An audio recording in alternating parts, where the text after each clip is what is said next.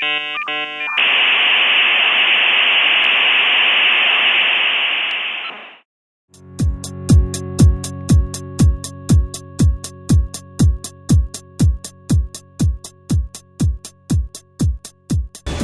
Human Torch, Mr. Fantastic, the Invisible Girl, The Thing.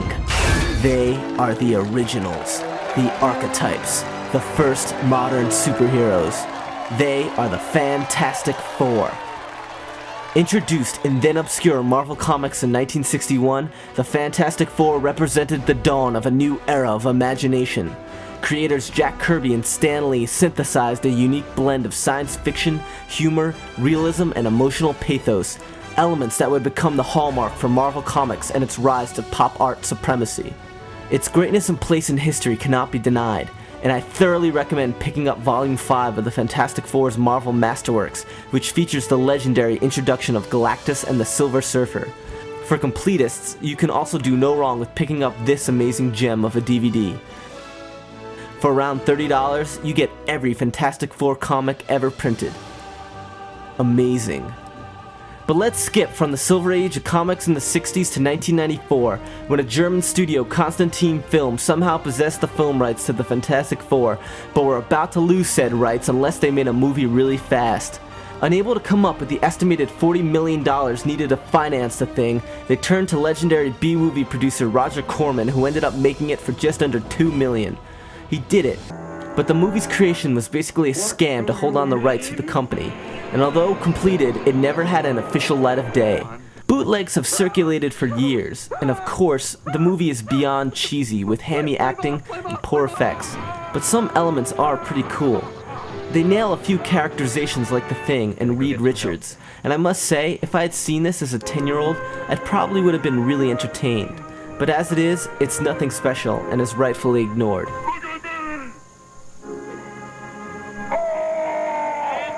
So with that, we'll leap another 10 years into the future, where we see that the worldwide smash success of X-Men and Spider-Man have basically made it a foregone conclusion that the Fantastic Four was coming to the big screen for real.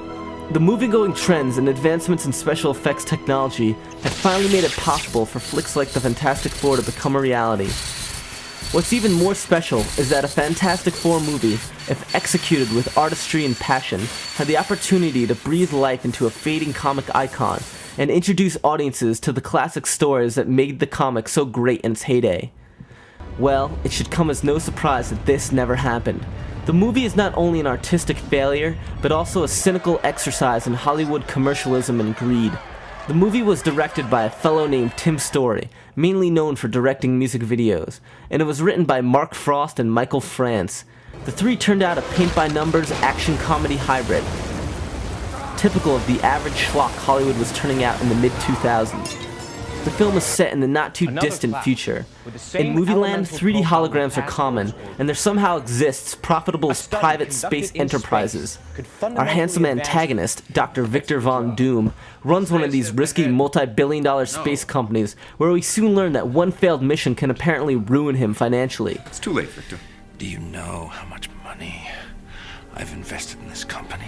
Of course he takes such a risk by agreeing to allow his rival, super genius nice guy Reed Richards, and his astronaut friend Ben Grimm access to everything he owns, just so he can humiliate Reed by proposing to his ex-girlfriend, Sue Storm, in outer space. Seems like a great idea, except Vic and Sue do not have a romantic relationship of any kind. They never had sex, kissed, or even hugged. It's just massively awkward. Hilarious. This Doom guy is a classic evil nerd. What are you doing? Closing the sheets. You can't just leave them out there. Watch me. You can't help them any more than I can. I can try. Now it's time to take the biggest step of all. Of course, lines like this, If it helps, think of this as a promotion. and this, Sue, you could have any other woman in the world, but That's why. Because I could have any other woman. only add to his intimidating, creepy vibe. And it's this characterization where the movie makes its first horrible mistake. Gross. Jessica Alba gets a lot of shit from critics for her wooden acting in this movie. But you know what? I'm gonna stick up for Jessica. She wasn't that bad in this movie. She displays some spunk in life. You two need a timeout. Talk to Blockhead. He started it! I don't care. Damn it, But her Johnny. role is written as so bland and predictable, and that's not her fault. Locate the trigger. There's only so much she can do with lines like this. Emotions on the bridge. Anger, rage, frustration. Okay. Is there any way to duplicate that feeling? Some memory or... I'm sure I can come up with something. Outside of her powers, her only dramatic role is to wait for Reed to fall in love with her. Wow. Fantastic. Material made from self-regulating unstable molecules. I've been working on a formula for this. Great minds think alike. Why couldn't they spice it up with her actually having a conflict? Like, I don't know, being in love with both Reed and Doom.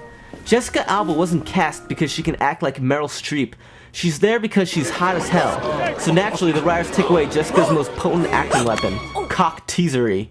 It's a technical term. And I want to stick with the romance angle for a minute, but jump to the relationship between Ben and his amazing wife, Debbie. How do I know she's amazing? Petting her picture is one sign.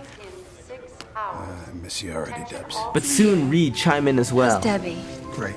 Great. Yeah, you and Debbie are perfect. I'm not talking about Debs. And look, for Ben's homecoming, she got this huge sign hung up outside their apartment in Brooklyn. And she's walking around in lingerie, waiting to do him. Surprise for you. She does seem like a great wife, but oh no. Her husband is transformed into a hideous rock monster. Maybe you're scaring me.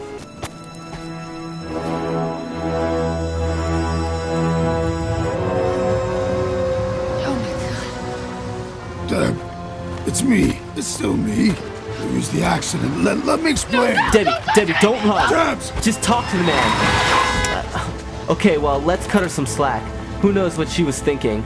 Maybe she realized she was wearing her underwear on the streets of fake Brooklyn. Okay, cut to next morning. Her husband is saving firefighters on the Brooklyn Bridge. Her friends all seem to be freaks as well. It's all over the news. A crowd of stunned onlookers is giving Ben a standing ovation. She's racing out to the disaster zone in the nick of time just to get some facts and at the very least talk to the man she shared an amazing marriage with. What? Oh, no, she's here just to put her wedding ring on the ground and run away like a coward. You know what? Debbie fucking sucks. I mean, he's your husband. Come on, Debbie. If you just talk to your husband's best friend, Reed Richards, who happens to be smarter than Albert Einstein, he'd be able to tell you that he's already conceiving of a machine to fix your husband. I swear to you, I will do everything in my power until there is not a breath left in me. You're gonna be Ben again.